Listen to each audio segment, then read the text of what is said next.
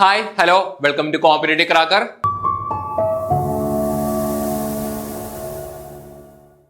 നമ്മുടെ typist exam അതുമായിട്ട് ബന്ധപ്പെട്ട ഒരു പോസ്റ്റ് ആണെന്ന് പറയുന്നത് കമ്പ്യൂട്ടർ അസിസ്റ്റന്റ് എന്ന് പറയുന്നത്.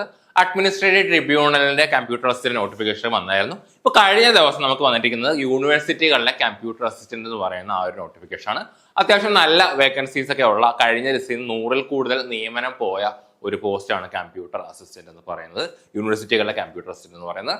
സോ നമുക്ക് ഇതിന്റെ കുറച്ച് കാര്യങ്ങളിലേക്ക് പോവുകയാണെങ്കിൽ ബേസിക് സാലറി എന്ന് പറയുന്നത് 27,900 മുതൽ 63,700 വരെയാണ് ഇതിന്റെ സാലറി എന്ന് പറയുന്നത്.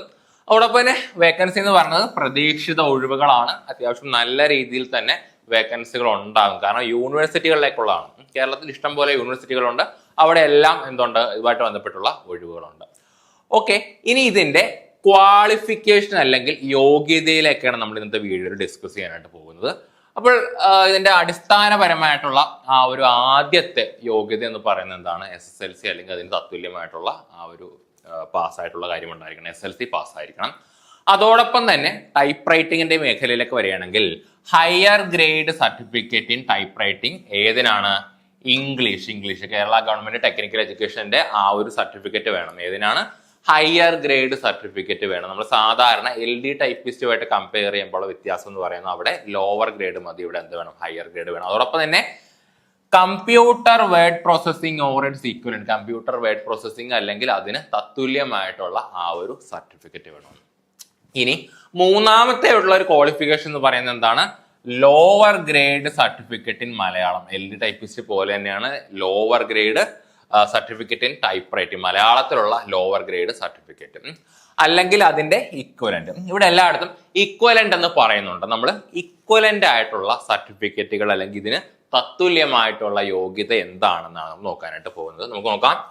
ഓക്കെ, നമുക്ക് ആദ്യം തന്നെ ഈ ഇംഗ്ലീഷിലുള്ള KGTAയുടെ ടൈപ്പ് റൈറ്റിംഗിലുള്ള ഹയർ സർട്ടിഫിക്കറ്റ് എന്ന് ഇവിടെ പറയുന്നുണ്ട്. ഓക്കെ, ഇനി ഇതിന് തത്തുല്യമായിട്ടുള്ള അല്ലെങ്കിൽ ഇക്വലന്റ് ആയിട്ടുള്ള സർട്ടിഫിക്കറ്റുകളിലേക്ക് നമുക്ക് നോക്കാം. ഒന്നെന്ന് പറയുന്നത് എന്താണ്? VHSC, അക്കൗണ്ടൻസി ആൻഡ് ഓഡിറ്റിംഗിൽ VHSC പഠിച്ച +1 +2 VHSC പഠിച്ച ആളുകൾക്ക് എന്തുണ്ട്?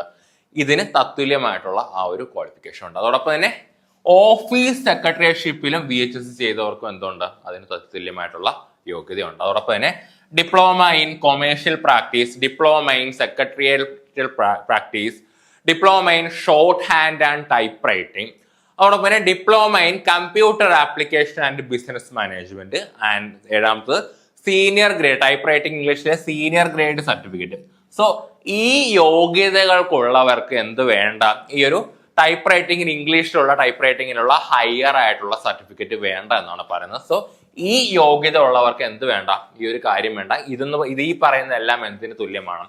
ഈ ഒരു KGTA ടൈപ്പ് റൈറ്റിംഗ് ഇംഗ്ലീഷ് ഹയറിന് തുല്യമാണ്. ഓക്കെ, ഇനി നമ്മൾ മലയാളത്തിലേക്ക് വരികയാണെങ്കിൽ മലയാളത്തിലേക്കല്ല, കമ്പ്യൂട്ടർ വേർഡ് പ്രോസസ്സിംഗ് സർട്ടിഫിക്കറ്റ് വേണമെന്ന് പറയുന്നുണ്ട്. അതിനും എന്താണ് ഇത് പറയുന്ന സർട്ടിഫിക്കറ്റുകൾ തുല്യമാണ്. നമ്മൾ പറഞ്ഞ പോലെ തന്നെ VHSC in accountancy and auditing, VHSC in office secretaryship, diploma in commercial practice, diploma in secretarial practice, diploma in computer application and business management, and diploma in computer application, so DCA. Okay, അപ്പോൾ ഇതെന്ന് പറയുന്നത് എന്തിനോട് തുല്യമാണ്?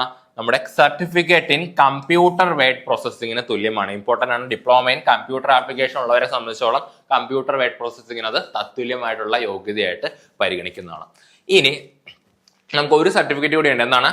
മലയാളത്തിലുള്ള lower grade certificate. നമുക്ക് English higher grade ആണ്, മലയാളം എന്നുള്ളത് lower grade ആണ്.